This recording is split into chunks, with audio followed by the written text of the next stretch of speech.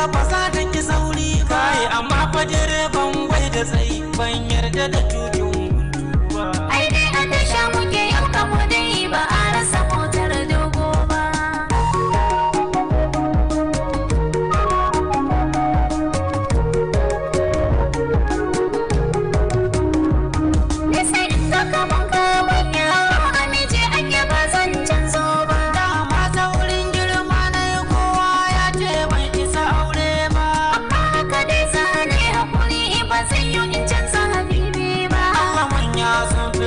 Aure sai in baki tambayi mata ba, ni baki dena hararana. Bai bai kama da harara ba, wannan da ka kalla kauna ne kuma ban maka dan ka ji haushi ba. Jama'a ku taimake ni da Allah wannan miji na ne bai da isasshen lafiya in yi bar gida baya dawo. Ku taimake ni da Allah ku sani shi a mota don Allah da wallahi kariya take san bisa za ta kai ni na ran sai san wallahi kariya take muku kar ku yadda wallahi kar ku saka ni na ran sai kariya take. Bai da saiti lalle mu kama shi mu taimaki wannan bayar Allah mu sashi a mota san bisa wasa ne kai da Allah ku ta mu sashi a mota kai kamar kafa kai kuma tallafi kai ku sashi a cikin mota kana yawa ma dirin musibati ja'ahu munkarun wa nakiri fi qabrihi la kad ja'aku la ilaha illallah.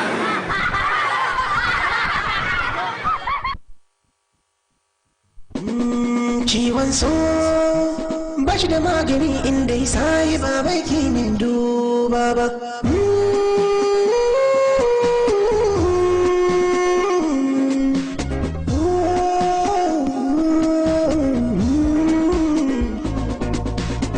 Ciwon zuciya da sauraki yake burin kwana baby taimaka mini ki fitar da ni rana.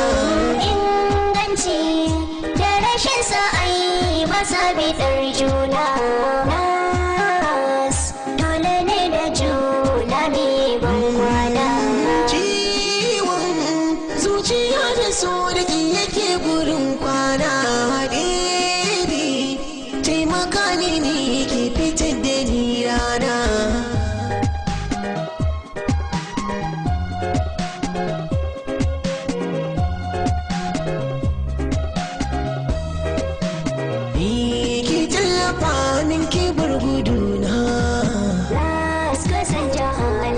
Ce kaɗai ganin ƙwayar idona in kin guje mini ya zan da raina ina zan sa zuciya ta kwana. Kin sani ɗanɗanon zama zaki yake nuni gaushi daga jin ɗumin tilas ya yi kuna.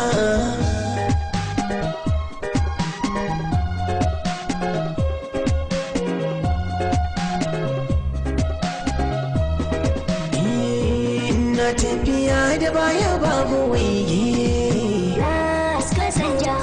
idanuna ke suke ta hange ke ce madubin da nake ta hange nusar da ni karki bani kwange. Ka sani suna da bambanci inganci da rashin sa dole sai ban kwana.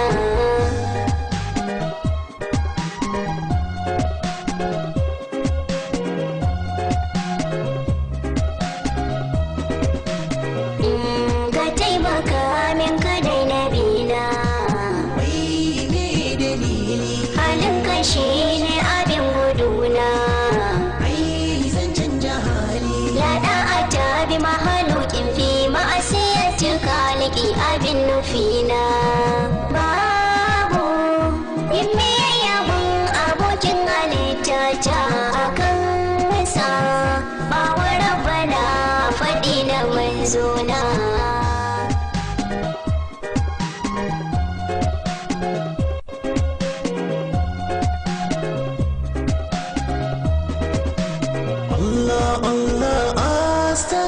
Mai yafe kurakurai mun tuba. Astaghfirullah. Mai yafe kurakurai mun tuba. Allah na tuba ya fali bukana Allah. Ya Allah bani wani sa'i ba mai share kukana.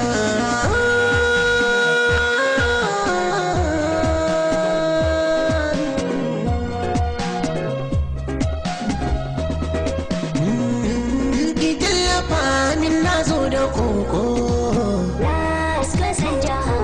kin san cikin zuciya da kogo. Kauna da san kike yi mini ungo na samu lokacin duban abu. Sallah zan yi kokarin yi in lokaci yayi. Ke ce lokacin garin duban agona.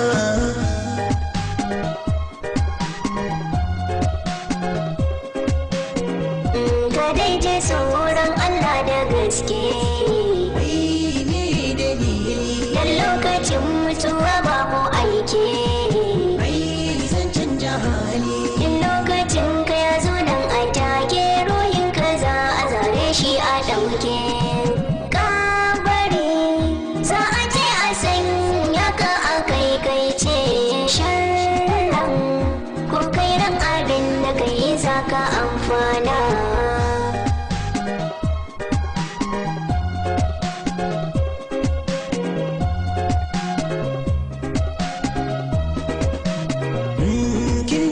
Zuciya cikin hasashe, halaye na hamars kyau zan yi rushe. Auren mini da ke nake hasashe, zaman mu babu wanda zai yi kushe. Ke ce haske a gare ni na gani da inganci. Buri na yarda da ni mu haɗa gudun kwana.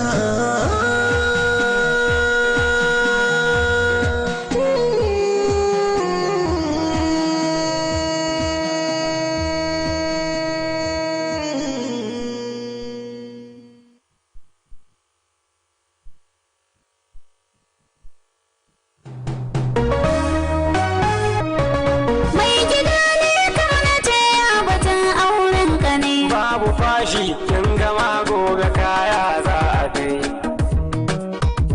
Ai kusa ta ga sosai kar ka fasa je kai. Yadda bani da tausayi za ta kwashi bakar wuya. To fa aiki ya ji kanshi yasa na yi nazari, na san baki da hakuri. Na rarrasa cikin gari na zaɓo hirgegiya. Har guda nawa za ka yi. Yanda annabi ya faɗa, gashi ku kuma ba ku fatan a yi muku kishi.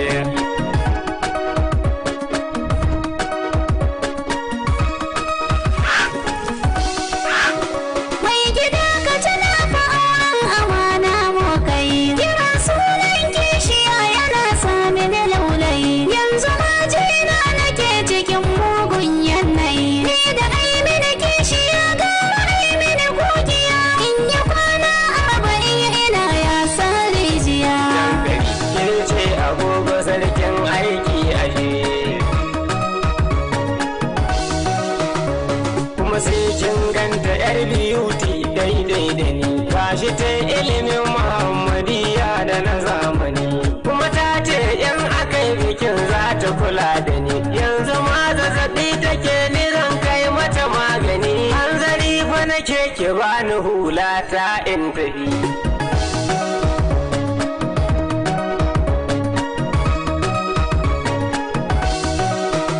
Mai gida wallahi godiya za ta ci mai gari. Ni da kaina za na rusa bakin ayyiriri. Za ka sa a yi gobara ba shiri a sakar gari. Sai mu nemi ruwa mu yayyafa mata mata uziri.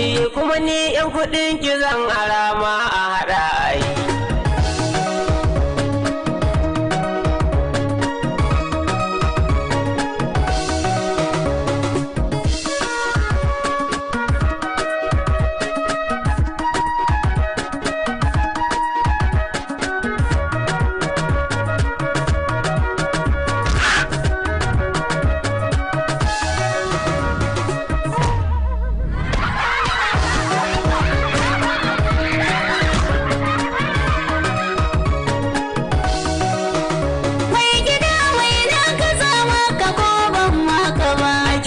baki adashen ki ko sile baki bani ba. Ai suna nan adana su ne ban kashe abu ba. Zaki ɗauko to mu kirga su ko kuma na yi gaba daga can kuma in wuce batun yi miki kishiya.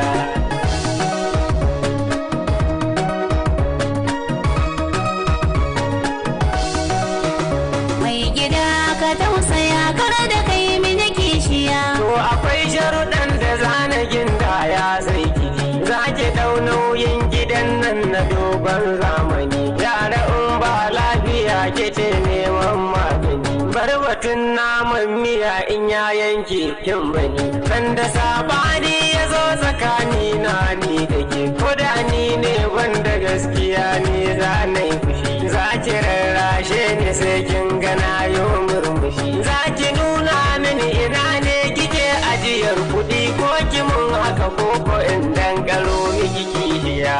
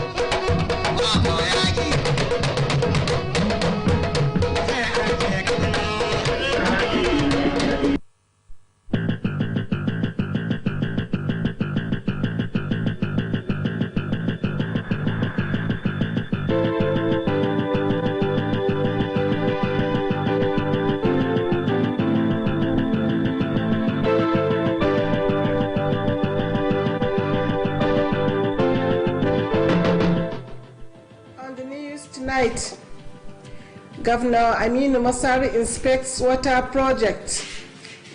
Special advisor cautions traders against short charges. Education stakeholders on education held meeting in annual school census.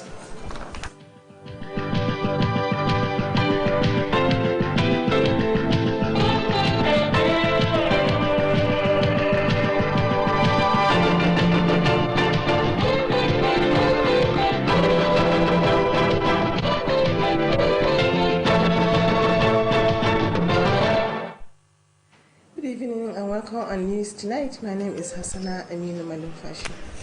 Katsina State Government is looking at the possibility of constructing additional water treatment plant to increase the capacity of Mashigi Dam in Malumfashi local government area.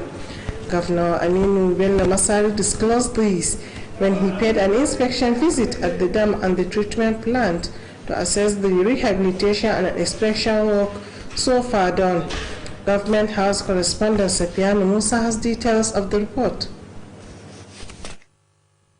Governor Aminu Bello Masari explained that through this, government will increase the supply of water in Malumfashi town and its environs. The governor pointed out that the work for the construction of additional water treatment plant will commence before the end of 2021. He said, with the current rehabilitation and expansion work so far done, the state government has restored the existing capacity of the dam to 4.5 million liters per day. Alhaji Aminu Bello Masari noted that efforts will be made to increase the daily supply of the water to 9 million liters. He added that the government is considering the extension of the water supply to Kankara town and its environs from Mashigi Dam or from an alternative source.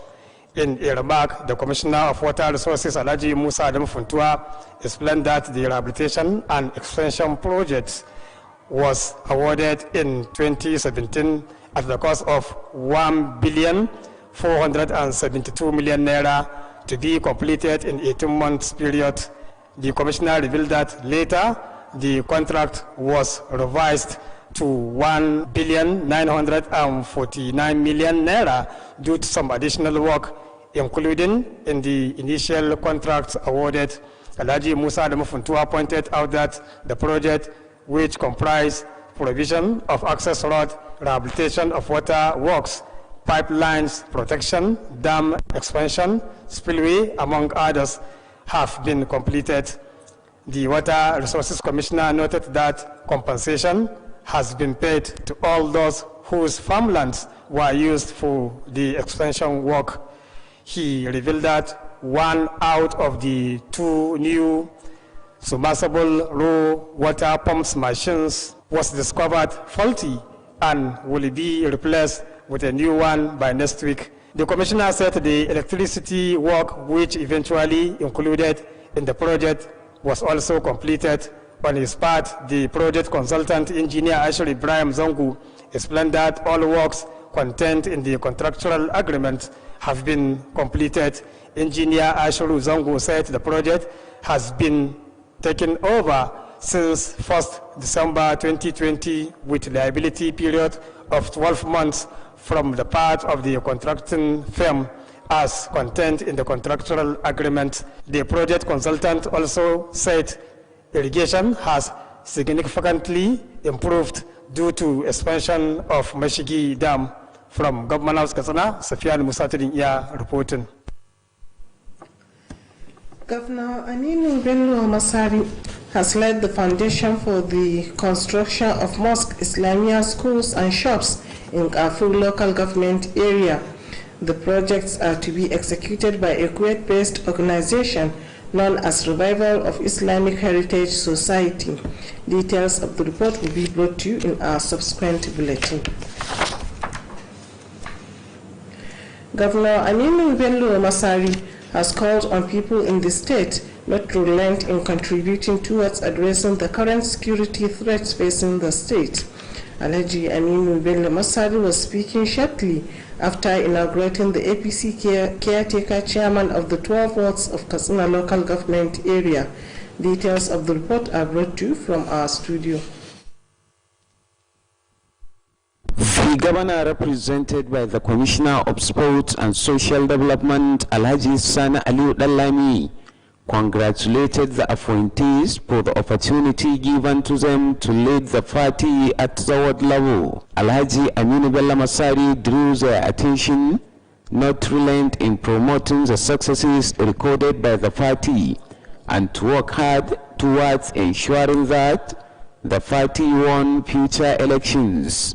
He also called on them to always act in accordance to the constitution of the party for more development. In a remark, the Deputy Governor of the state, Alhaji Manur Yakubu, represented by Special Assistant Special Duties Alhaji Balama Piad, charged the appointees to fear Allah in justifying the confidence reposed in them. He also drew their attention to carry everybody along for more unity among members of the party. The state APC chairman Alhaji Shiti S. Shitu said the appointment of the caretaker chairman followed the dissolving of all the party executives at all levels across the country. Alhaji Shiti S. Shitu commended the state governor Alhaji Aminu Bello Masari for the giant stride made in taking people of the state to the promised land. Other speakers at the occasion include the APC chairman of the local government, Alhaji Babangida Shinkapi, members representing Katsina local government at the national and state assemblies, Alhaji Salisu Ire Isansi and Alhaji Ala Abubakar Al-Baba, among others. That ends the report. The clerk of the National Assembly, Alhaji Ibrahim Dauda El Ladan, has described the relationship between the executives and the legislators as cordial and the best in the history of the Nigerian democratic system. Ibrahim El Ladan was reacting to a question of the newsmen on the speedy passage of the 2021 budget by the National Assembly. The clerk said the passing of the appropriation budget within the shortest period of time had clearly shown the harmonious working relationship of the two arms of government in moving the country forward.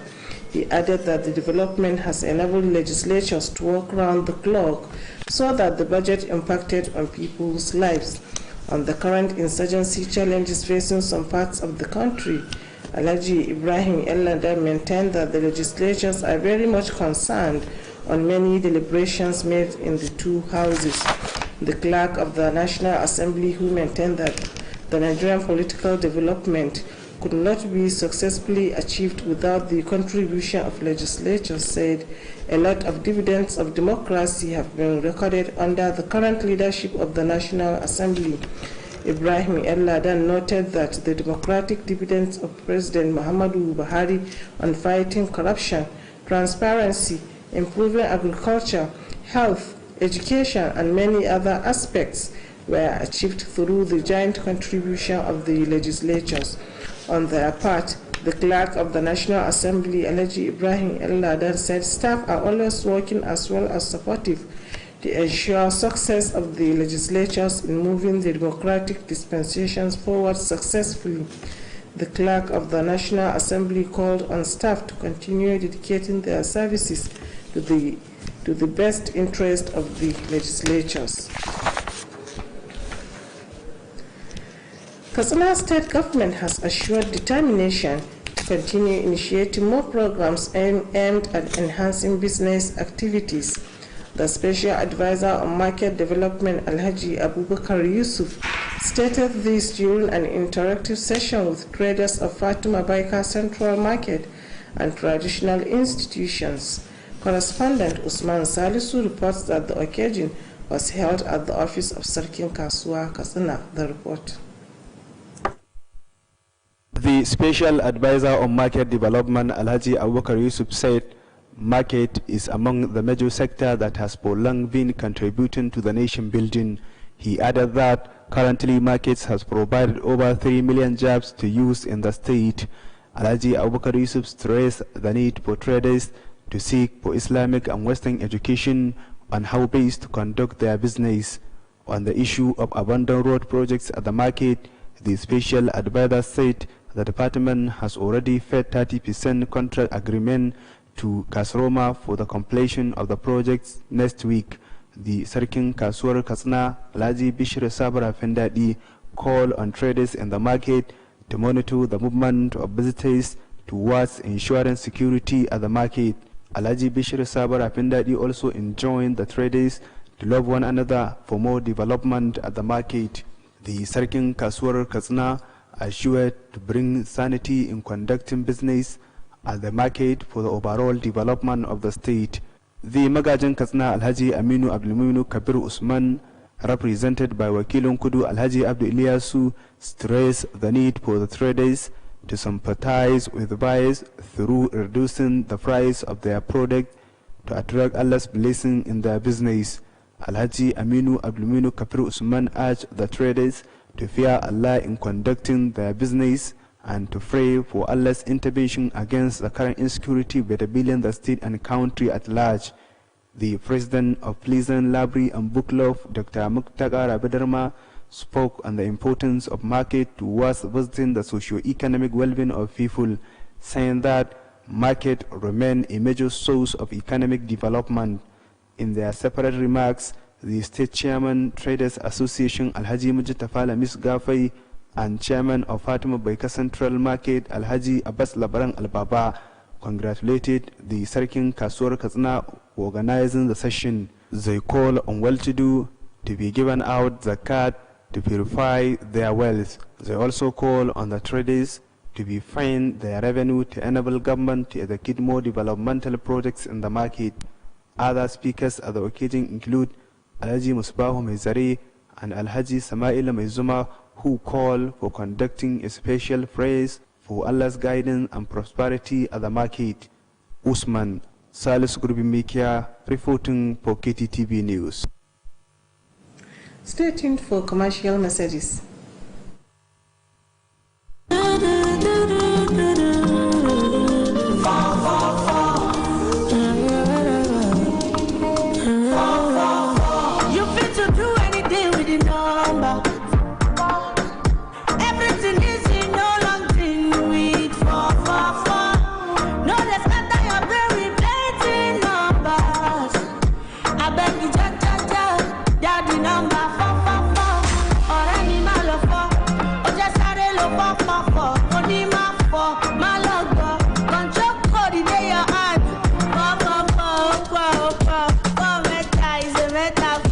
You can chat for attention.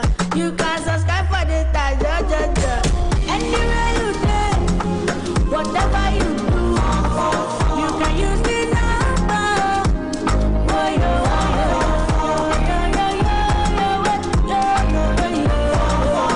Airtel, the smartphone network.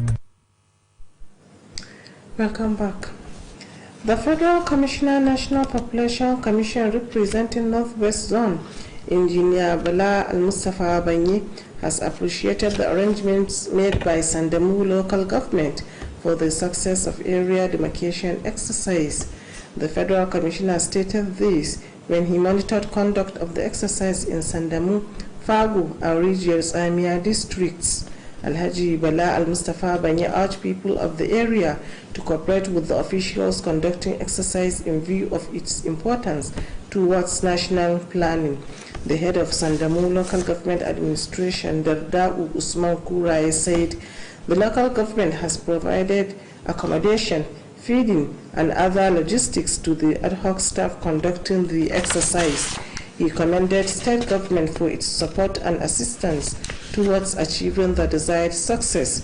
The district head of Sandamu, Sania Zakari, and that of Fagu, Ambassador Kabir Ahmad, spoke on the importance of the exercise and assured of the traditional rulers' support to achieve the said objectives. Meanwhile, Zango local government has provided necessary support to the enumerators and their officials. The local government administration, Alhaji Salisu Musa, said the local government has constituted a standing committee to ensure the success of the exercise. He called on people of the area to accord all necessary support and cooperation to the officials for the smooth conduct of the exercise. Some stakeholders in education in Katsina State have held a two-day meeting on annual school census.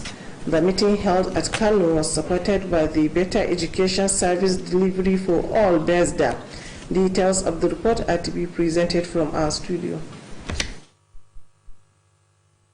Speaking at the occasion, the Commissioner of Education, Associate Professor Badamasi Lol Charanchi, stressed the importance of data in education, saying it assists greatly in planning and decision-making on issues that will move the sector forward. The Commissioner, represented by the Permanent Secretary of the Ministry, Alhaji Musa Abdu Dankama, explained that this is why the government relied on accurate data to implement its policies and program. He revealed that the ministry has concluded arrangements to commence the capture of the school census data using mobile technology against the use of analog in the collection as used before. Associate Professor Badamasi Lol Charanchi stressed the need for the stakeholders to enhance the skills of their staff in the area of information technology. He also called for the provision of all necessary equipment that will ensure effective data generation. Earlier, the Executive Chairman, State Universal Basic Education Board, Alhaji Lol Buhari Daura, said the meeting was convened to deliberate on issues to collation of annual school census related data before it was disseminated globally. Alhaji Lol Buhari Daura said henceforth Android tablet will be used to capture data from schools for the conduct of 2020-2021 annual school census. That ends the reports. The federal government has been advised to restore the autonomy of local governments as one of the quickest ways to end persistent banditry and insecurity bedeviling the country. The advice was given by a lecturer with the Department of English, Ahmadu Bello University, APU, Abubakar Liman, who spoke at a two-day conference on culture, zonal intervention projects and national development organized by the National Institute for Cultural Orientation, a parastatal of the Federal Ministry of Information and Culture. He said there is no presence of government in the rural areas due to the collapse of the local government system. The Executive Secretary, National Institute for Cultural Orientation, Ado Muhammad Yahuza, said the conference was designed to sensitize Nigerians to appreciate the critical importance of local councils to national development. He said that the introduction of a zonal intervention fund should be appreciated as it has the potential to satisfy the yearnings and aspirations of Nigerians for grassroots development. The death has been announced of Hajia Halima Idu, aged 61. Hajia Halima Idu died after a brief illness.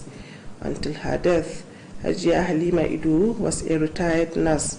Among her children include Hawa Ismail Idu, a staff of Katsina Education Authority. She has since been buried according to Islamic rites. May her soul rest in peace. Amen. Similarly, the death has occurred of Sheikh Umaru Lawal Gabdua Hayingada Dusamma. Aged 77, Sheikh Umaru Lawal Gabdua died at Katsina Orthopedic Hospital following an illness. He is survived by 12 children and many grandchildren. Among the grandchildren include Aminu Habibu Dusamma of Katsina State Television. The deceased has been buried. May his soul rest in peace. Amen. And with that, we conclude KTTV News Tonight. Thanks for watching and stay tuned for the rest of our programs.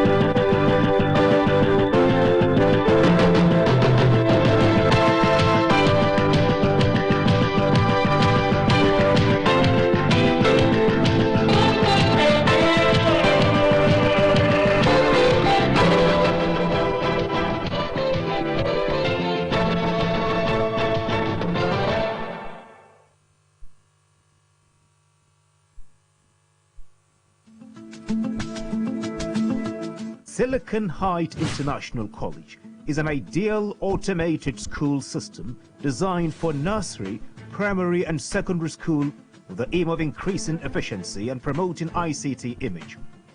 Silicon Heights International College, Katsina, is a center of academic excellence. It offers your children a conducive atmosphere for learning. The college has highly educated and experienced teachers with modern teaching aids in order to provide a veritable e-learning platform to our youths with a vision of developing functional digital skills through computer-based tests, PC tablets. The nursery and primary sections will not be using smart boards for classes, but will be having an interactive classroom session where they will be introduced to e-learning gradually as they progress to secondary school. Each secondary school student is entitled to a tab.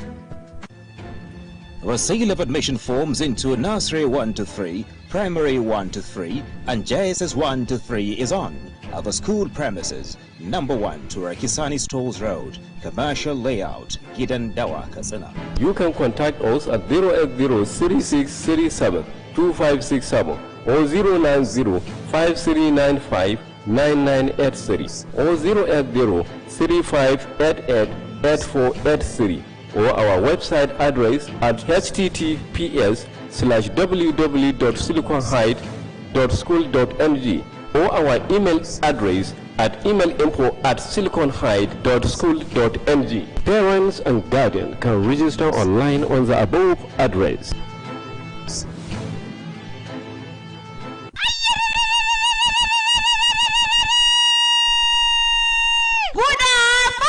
ki da yare yar mutan tambuwar ta samu kenan me tagwayen suna daga nan gaba nayi Jamila ki bani labari mai ashe baki da labarin Hafsatu za ta amarce a don haka ne ma iyalan Alhaji Bature Atiye Kofan Bai da na Alhaji Abdulrashid Mahmud na farin cikin gayyata yan uwa da abokan arziki zuwa daurin auren ƴaƴansu Faisal Bature da amaryarsa Hafsat Abdulrashid Mahmud ashe da rai ne ke san ki jaruma ba da zuciyata ba misalin karfe 2:30 na rana a Central Mosque da ke kofar Soro jihar Katsina komai ruwa da iska akan ke ba za na daina kewa ba Har ila yau iyalan mariganya Hajiya Maimuna Dauda Daura na farin cikin gayyatar 'yan uwa da abokan arziki zuwa gagarumar walima da suka shirya wa ɗansu Alhaji Faisal Bature wanda zai gudana ranar Asabar 2 ga watan Janairu shekara ta 2021 da misalin karfe 12 na rana a kofar bai da ke jihar Katsina. Za a ci, za a sha har sai an yi hamdala. In kuwa haka ne ba za a bar mu a baya ba. Jihar Katsina lalle marhaban.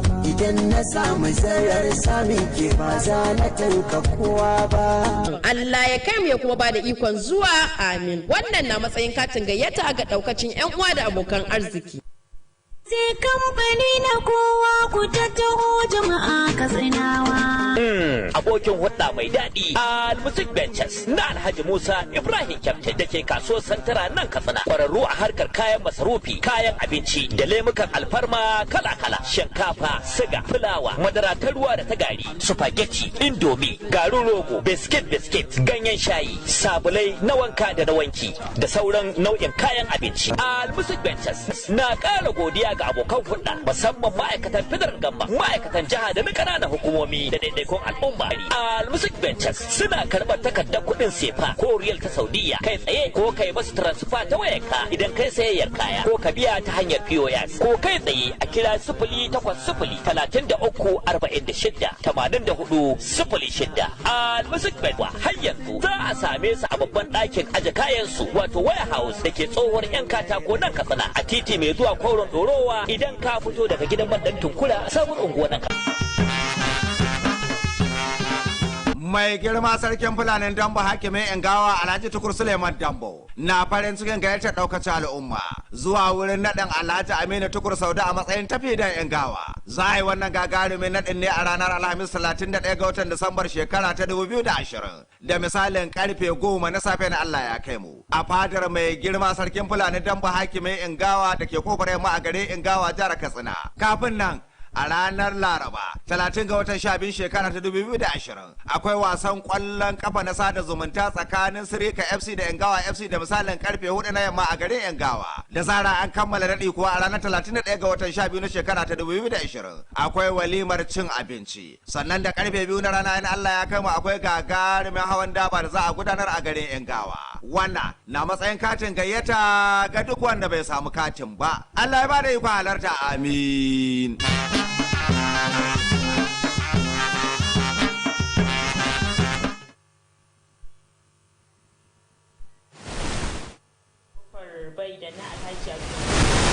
Na gayyatar abokan arziki zuwa wurin ɗaurin auren 'ya'yansu Faisal Bature da Hafsat Abdulrashid Mahmud wanda in Allah ya yarda za a yi ranar Juma'a 1 ga watan 1 shekara ta 2021 da karfe 2:30 na rana a masallacin Juma'a da ke Gofar Soro nan Katsina. Allah ya bada ikon halarta, amin.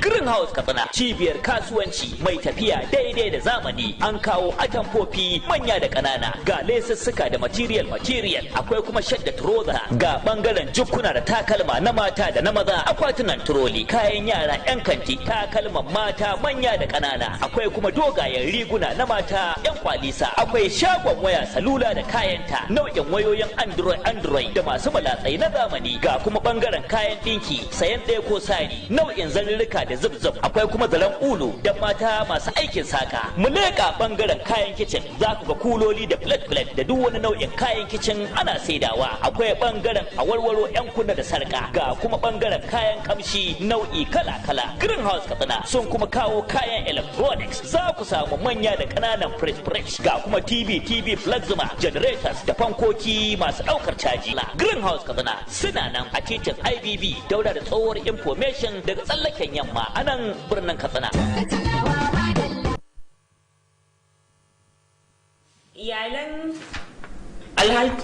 Iyalan Dr. Ma'awiya Aliyu na gayyatar abokan arziki zuwa wurin ɗaurin auren 'ya'yansu Dr. Ibrahim Abdullahi Aliyu da Nana Khadija Ma'awiya Aliyu wanda in Allah ya yarda za a yi ranar Juma'a 1 ga watan 1 shekara ta 2021 da karfe 1:45 na rana a masallacin Juma'a na Dan Fodiyo da ke Modoji GRA Katsina. Allah ya bada ikon halarta, amin. iyalan Alhaji Abdulaziz Abba Umar, daraktan kula da yawon bude ido na jihar Katsina, yana gayyatar abokan arziki zuwa wurin daurin auren diyar shi Khadija Abdulaziz Abba Momi da angonta Ahmad Umar Didat, wanda in Allah ya yarda za a yi ranar Juma'a 1 ga watan 1 shekara ta 2021 da karfe 2 na rana a masallacin Juma'a na GRA Katsina. Allah ya bada ikon halarta, amin. Sanarwa daga abokin uban amarya Abdullahi Izma ya magi.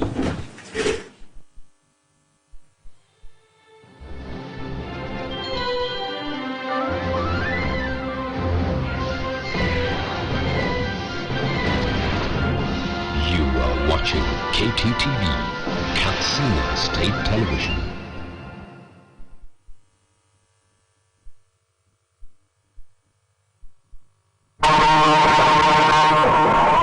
Labarun na daren yau, gwamna Aminu Bello Masari ya duba aikin samar da ruwan sha. Mai baiwa gwamna shawara ya yi kira ga 'yan kasuwa da su guji tauye mudu a cikin harkokin kasuwancinsu. Masu ruwa da tsaki kan harkar ilimi sun gudanar da taron ɗaukar bayanan makarantu na ƙarshen shekara.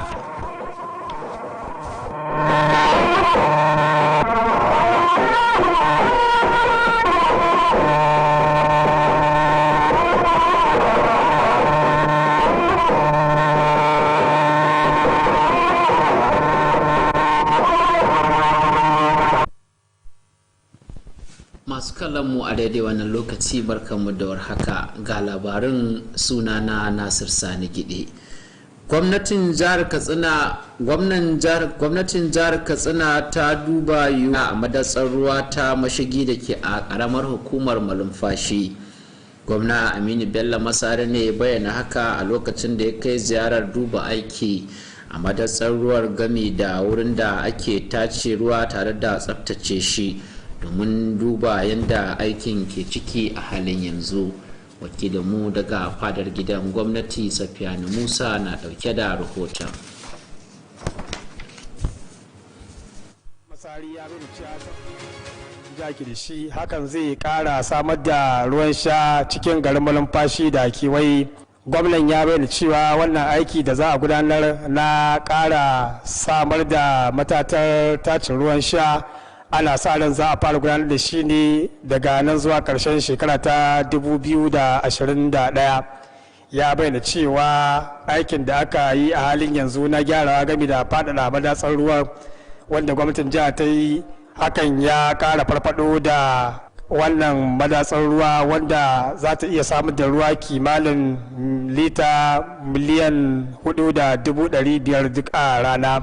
Alhaji Aminu Bello Masari ya nuna cewa ana ta yin kokari domin ganin cewa an ƙara samar da ƙarin ruwa da za a rika samarwa a wannan madatsar ruwa zuwa lita miliyan 9 duk rana. Ya ƙara cewa gwamnati na duba yiwuwar faɗaɗa samar da ruwan sha zuwa garin kankara da kewaye daga wannan madatsar ruwa ko kuma wani bangare da ake sa ran za a samar da ruwan domin kwalliya ta biya kudin sabulu. A jawabinsa kwamishinan albarkatun ruwa na jihar Katsina Alhaji Musa Adamu Funtuwa ya bayyana cewa wannan aiki na gyara gami da faɗaɗa madatsar ruwan da sauransu an bayar da shi ne a cikin shekara ta 2017 akan kuɗi naira biliyan 1 da miliyan 472 wanda ake sa ran za a kammala shi cikin watanni 18. Kwamishinan ya bayyana cewa daga bisani an ƙara inganta wannan kwangila ya zuwa naira biliyan 1 da miliyan 949 sakamakon samun wasu kare-karen ayyuka da aka yi cikin ainihin kwangilar da aka bayar tun daga farko. Alhaji Musa da Mafuntuwa ya yi nuni da cewa kwangilar wadda ta kunshi samar da hanya da gyara matatan ruwa da tabbatar da kare bututun ruwa da faɗaɗa madatsar ruwan da kuma sauransu an kammala su dukkaninsu a halin yanzu. Kwamishinan albarkatun ruwan ya kara cewa tuni aka biya diya ga dukkanin mutanen da ka amfani da gonakinsu wajen faɗaɗa wannan madatsar ruwa domin samun nasara. Ya bayyana cewa ɗaya daga cikin injina ingantattu guda biyu da aka samar a domin tunkuɗin ruwa a wannan madatsar ruwa ɗaya daga bisani an gane cewa yana da matsala, kuma ana sa ran za a canza shi a kawo sabo cikin wannan mako da muke ciki. Kwamishinan ya bayyana cewa aikin samar da hasken wutar lantarki wanda daga bisani aka sanya cikin kwangilar shi ma tuni an kammala shi. A nasa bangaren jami'in tuntuɓa na aikin kwangilar injiniya Ashiru Ibrahim Zango ya bayyana cewa dukkanin ayyukan da ke cikin yarjejeniyar kwangilar dukkanin su an kammala su. Injiniya Ashiru Zango ya bayyana cewa aikin wanda tuni aka kammala kuma an fara amfani da shi ne ta ranar 1 ga watan Disamba wannan shekara da muke ciki, kuma dukkanin kayayyaki da aka samar an ba da garanti na yin amfani da su domin tabbatar da ingancin su daga bangaren masu kwangilar na tsawon watanni 12 kamar yadda yake ciki a yarjejeniyar kwangilar tun da farko. Jami'in tuntuɓan haka zalika ya bayyana cewa sakamakon wannan aiki da aka yi a halin yanzu noman rani ya yi matukar bunƙasa a wannan sashi na malatsar ruwa na mashigi da ke a karamar hukumar malumfashi. Daga gidan gwamnati Sufyan Musa Tudun iya dauke da rahoton. Gwamna Aminu Bello Masari ya sanya harsashin ginin masallaci da shaguna game da makarantar Islamiyya a yankin karamar hukumar Kafur. Wannan aiki wata kungiya da ba ta gwamnati ba da ke da matsugunni a kasar Kuwait mai suna Revival Islamic Heritage Society a turance ita ce za ta gudanar da wannan aiki. Gundarin labarin zai zo maku a rahotonmu na gaba. Gwamna Aminu Bello Masari ya yi kira ga al'ummar jihar nan akan kada su gajiya wajen bayar da gudunmuwa domin magance matsalar tsaro da jihar nan da ma ƙasa baki ɗaya ke fuskanta. Alhaji Aminu Bello Masari na magana ne jim kaɗan bayan gudanar da rantsuwar kama aiki ga wasu shugabannin riko na jam'iyyar APC na mazaɓu 12 da ke a ƙaramar hukumar Katsina, ga kuma ƙarashin rahoton. Gwamnan wanda kwamishinan harkokin wasanni da walwalar jama'a Alhaji Sani Aliyu Ɗanlami ya wakilta ya taya su murna akan wannan dama da aka ba su na tafiyar da jam'iyyar a matakin mazaɓu.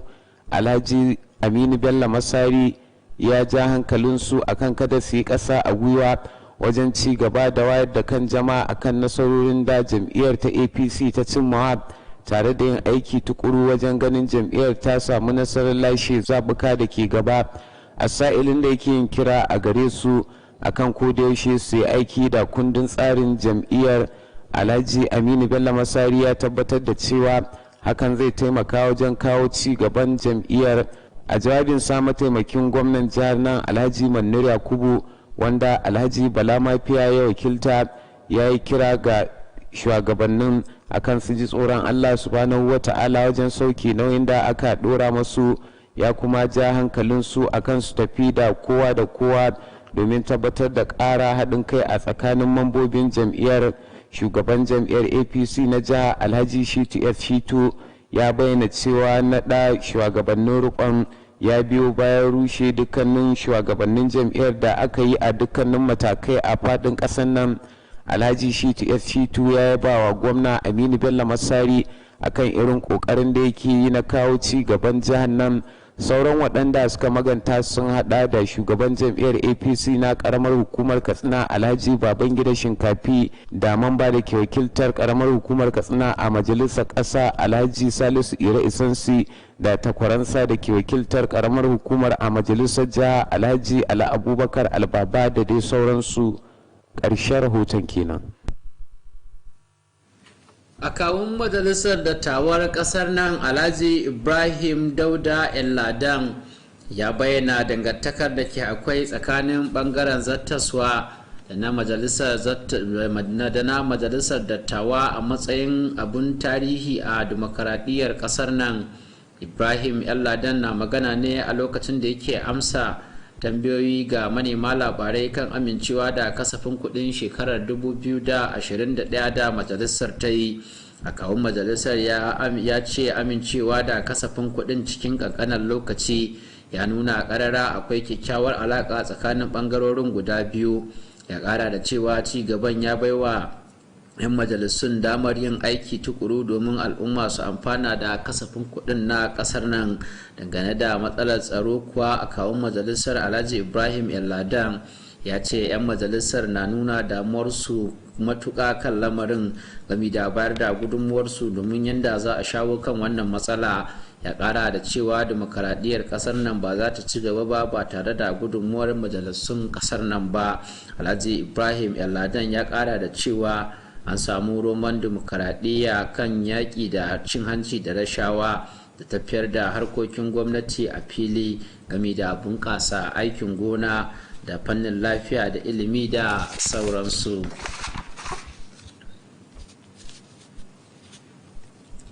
Gwamnatin jihar Katsina ta ba da tabbacin ci gaba da kirkiro da ƙarin shirye-shirye da za su bunƙasa harkokin kasuwanci a ƙasar nan.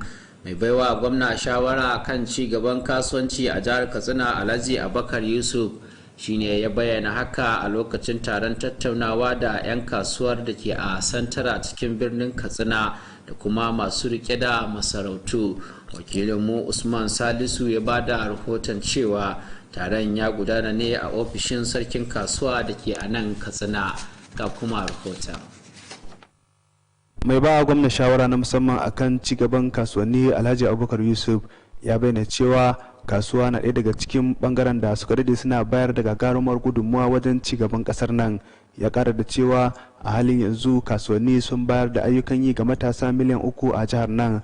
Alhaji Abubakar Yusuf ya da bukatar da ke akwai na 'yan kasuwa da su ci gaba da neman ilimin addini zamani akan yadda za su gudanar da harkokin kasuwancinsu akan aikin gina hanya da ya tsaya a cikin kasuwar.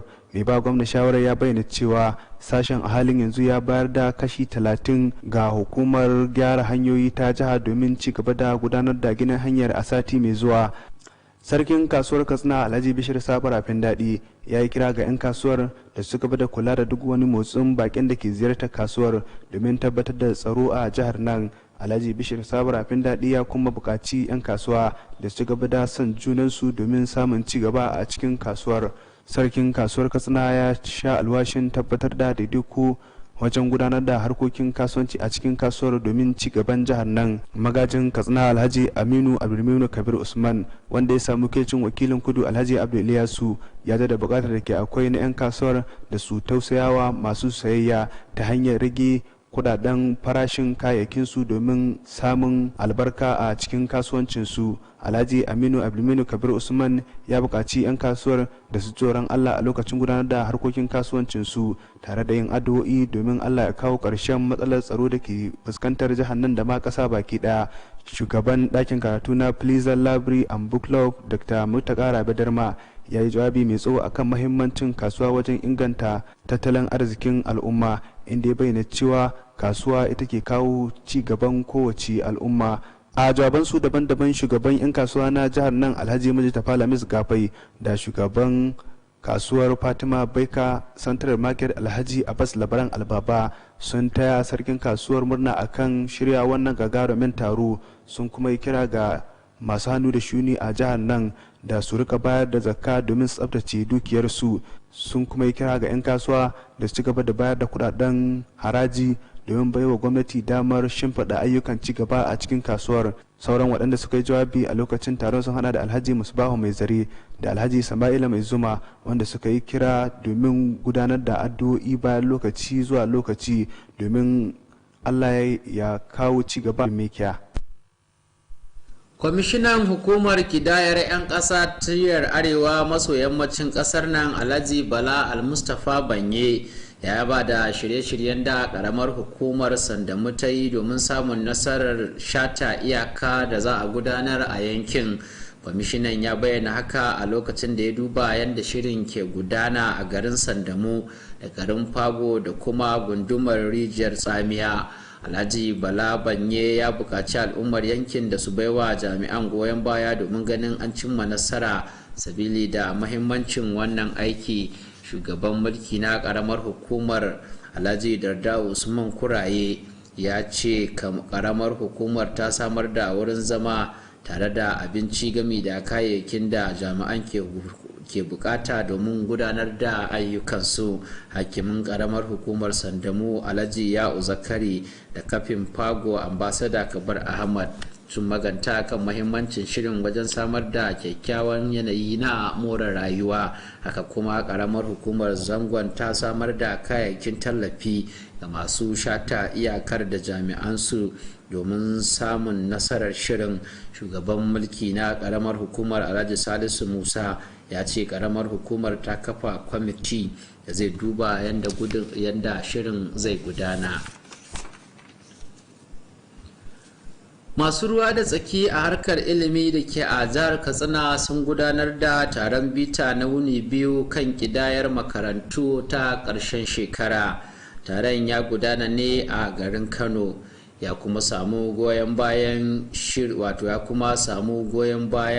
shiri na musamman kan yara ƙanana da suka cancanta domin su shiga makarantu. Ga kuma ci gaban rahoton daga ɗakinmu na shirya labaru.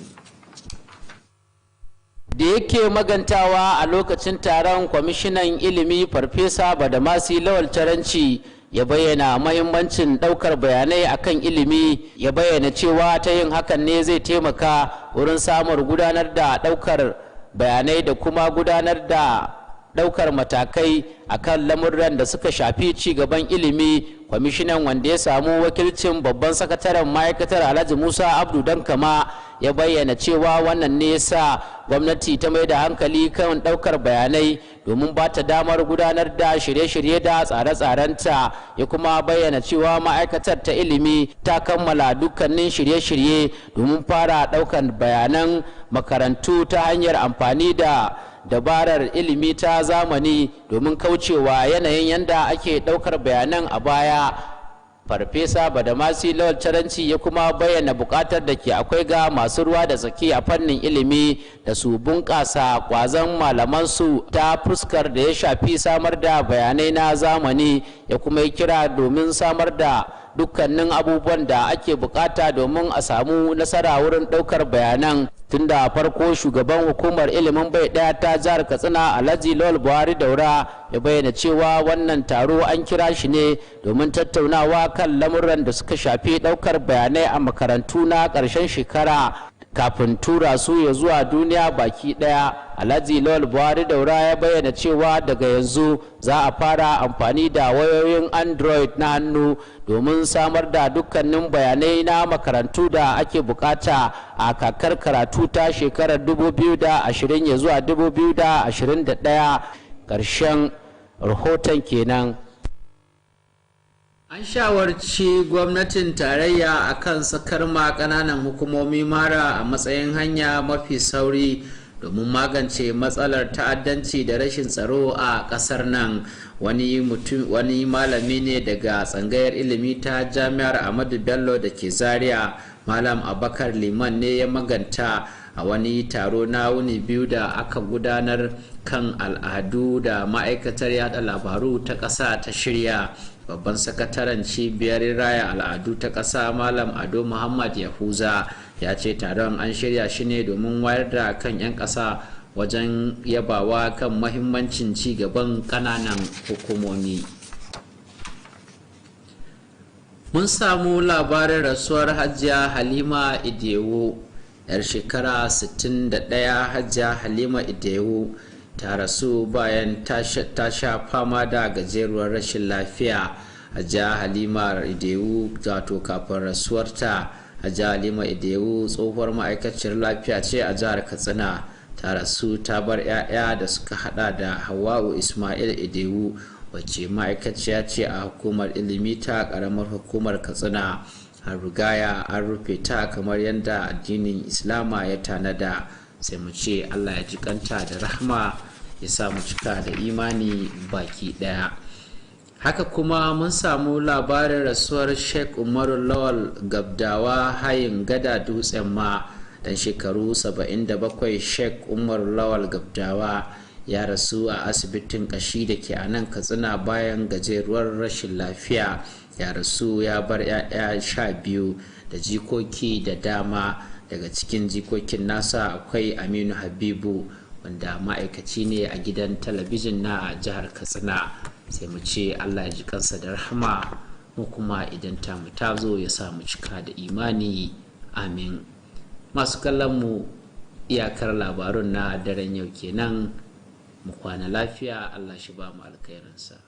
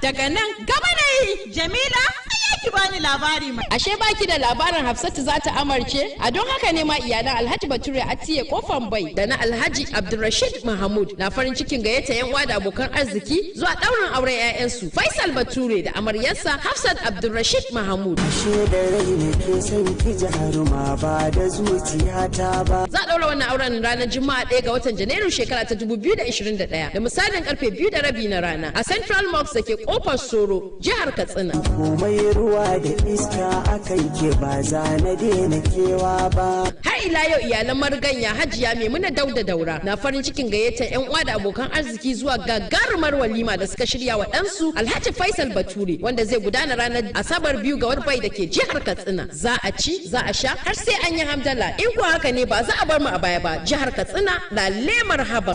Idan na samu zarar samin ke ba za na tanka kowa ba. Allah ya kai mu ya kuma ba da ikon zuwa, amin. Wannan na matsayin katin gayyata ga daukacin 'yan uwa da abokan arziki. Silicon Heights International College makaranta ce da ta dace da fasahar zamani domin tsarin ilimi matakan nazari, firamare da kuma sakandare. Silicon Heights International College cibiya ce ta ingantaccen ilimi, tana samar da kyakkyawan yanayi na koyo da koyarwa, na da ƙwararrun malamai da kuma kayan koyarwa na zamani domin koyar da yara karatu ta hanyar na'ura mai ƙwaƙwalwa wato kwamfuta, ta yadda za su zama gagarabadau a wannan fanni. Sashen naziri da firamare ba za su rika amfani da allunan na zamani smart boards ba, sai dai za su rika samun horo ne da na'ura mai ƙwaƙwalwa har sai sun shiga sakandare. Kowane ɗalibin sakandare za a bashi na'ura mai ƙwaƙwalwa ta hannu wato tab. Akwai kuma ɗakin gwaje-gwaje domin samun ingantaccen ilimin kimiyya. Ana sayar da fom na shiga matakan aji 1 zuwa 3 na naziri, da aji 1 zuwa 3 na firamare, da kuma aji 1 zuwa 3 na ƙaramar sakandare a harabar makarantar da ke lamba 1 titin Turaki Sani Stores Commercial Layout, gidan Dawa, Katsina. Ku kawo 'ya'yanku Silicon Heights International College domin samun ingantaccen ilimi. A tuntuɓe mu a waɗannan lambobi. 0803-37-2567 ko 0905-395-9983 ko 0800-3588-8483 ko kuma adireshinmu na yanar gizo kamar haka https://www.siliconhide.school.ng ko kuma adireshinmu na email at email.info@siliconhide.school.ng. Iyaye masu bukatar yin rijista kuna iya rijista a shafin yanar gizo a adireshin da muka bayar.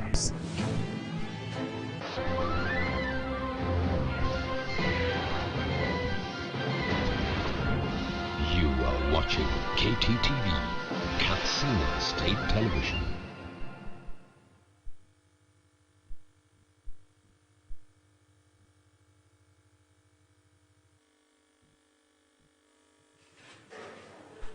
Iyalan Alhaji Abdulaziz Abba Umar, daraktan kula da yawon bude ido na jihar Katsina, yana gayyatar abokan arziki zuwa wurin ɗaurin auren diyar shi Khadija Abdulaziz Abba Momi da angonta Ahmad Umar Fidat, wanda in Allah ya yarda za a yi ranar Juma'a 1 ga watan 1 shekara ta 2021 da karfe 2 na rana a masallacin Juma'a na GRA Katsina.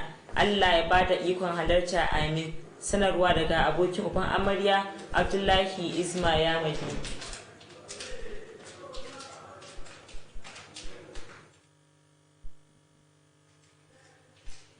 Iyalan Alhaji Abdulaziz Abba Umar, daraktan kula da yawon bude ido na jihar Katsina, yana gayyatar abokan arziki zuwa wurin daurin auren diyar shi Khadija Abdulaziz Abba Momi da angonta Ahmad Umar Didat, wanda in Allah ya yarda za a yi ranar Juma'a 1 ga watan 1 shekara ta 2021 da karfe 2 na rana a masallacin Juma'a na GRA Katsina.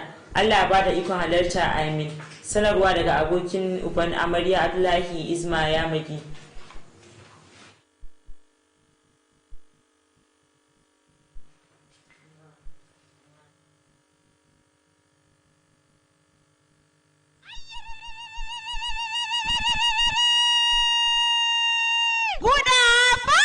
Da yare yar mutan tambuwal ta samu kenan me tagwayen suna daga nan gaba nayi Jamila ki bani labari mai. Ashe baki da labarin Hafsatu za ta amarce? A don haka ne ma iyalan Alhaji Bature Atiye Kofan Bai da na Alhaji Abdulrashid Mahmud na farin cikin gayyata yan uwa da abokan arziki zuwa daurin auren 'ya'yansu Faisal Bature da amaryarsa Hafsat Abdulrashid Mahmud. Ashe da rai ne ke son ki jaruma ba da zuciyata ba. Za a daura wannan auren ranar Juma'a 1 ga watan Janairu shekara ta 2021 da misalin karfe 2:30 na rana a Central Mosque da ke kofar Soro, jihar Katsina. Komai ruwa da iska akan ke ba za na daina kewa ba. Har ila yau iyalan mariganya Hajiya Maimuna Dauda Daura na farin cikin gayyatar yan uwa da abokan arziki zuwa gagarumar walima da suka shirya wa ɗansu Alhaji Faisal Bature, wanda zai gudana ranar Asabar 2 ga watan Janairu shekara ta 2021 da misalin karfe 12 na rana a kofar Bai da ke jihar Katsina. Za a ci, za a sha har sai an yi hamdala. In kuwa haka ne ba za a bar mu a baya ba. Jihar Katsina na lemar haba.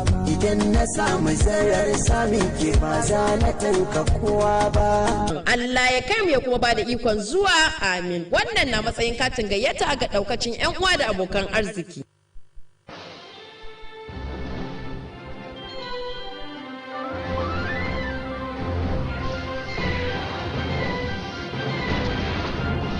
You are watching KTTV, Katsina State Television. Ana cigiyar wannan yaron kuke gani a halin yanzu, an tsince shi a unguwar yar aduwa. Ana kira ga iyayen wannan yaran sun ga wannan sanarwar wani wanda ya san shi da azunan gidan talabijin da ke TV domin tafiya da shi ko karin bayani. Allah ya sa a dace, amin. Ana cigiyar iyayen wannan yaron kuke gani a halin yanzu, an tsince shi a unguwar yar aduwa. Ana kira ga iyayen wannan yara idan sun ga wannan sanarwar ko wani wanda ya san shi da sunan gidan talabijin na KTTV domin tafiya da shi ko ƙarin bayani. Allah ya sa a dace, amin.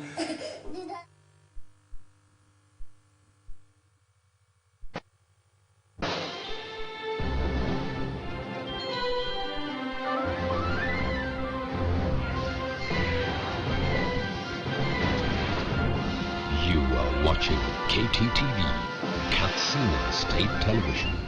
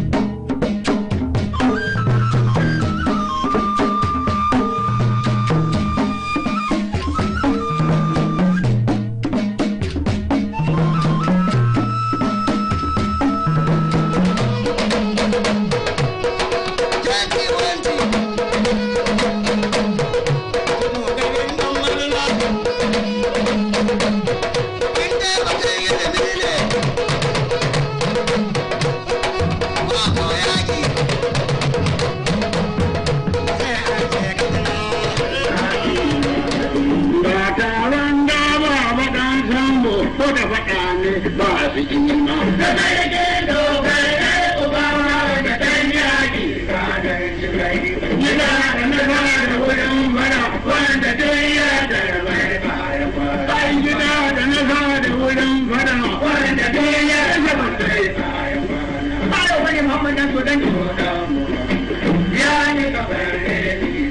Hello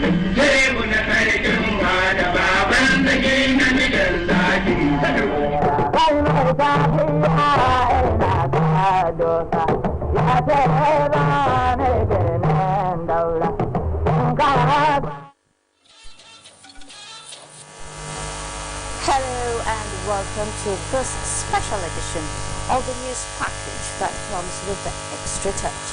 It is the last for the year 2020, and I promise you, it is a package you won't forget in a hurry, even if you want to forget the year 2020 with its challenges.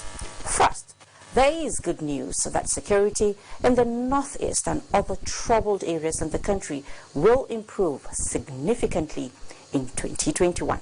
And on the economy, the Nigerian Stock Exchange adjudged best performing in the world. Wow, wait for it. In the reports, we bring you sectoral reviews of the year 2020 and prospects for 2021. There are human angle stories, stories that bring out the humanity in Nigerians and their love for unity and development. Of course, we won't let the mean registration exercise be till it is done and dusted. Tonight, we have some updates for you. For those traveling to the east, if your trip must take you through Abia State, you need to watch